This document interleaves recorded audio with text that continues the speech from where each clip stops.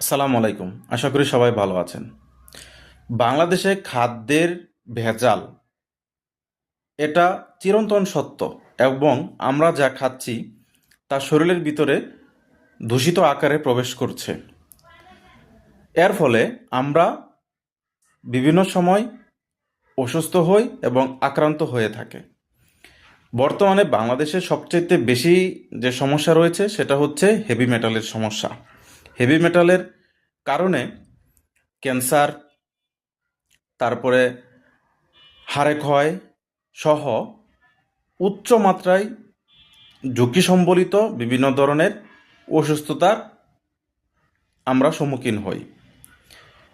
স্মৃতি বিকলাঙ্গও হতে পারে। হেভি মেটাল প্রাকৃতিকগতভাবে আর্সেনিক, তারপরে রাসায়নিক কেমিক্যাল এবং ধাতু এর মাধ্যমে আমাদের শরীরে প্রবেশ করে। বাজারে যে পাস্তুরিত তরল দুধ হেভি মেটালের, সেখান থেকে সবচেয়ে বেশি পরিমাণে মানবদেহের প্রবেশ করতে পারে। এর ফলে বিভিন্ন ধরনের রোগ ব্যাধির সৃষ্টি হয়।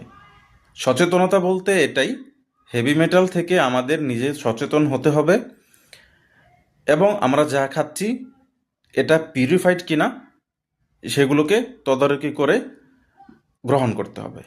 এটুকুই।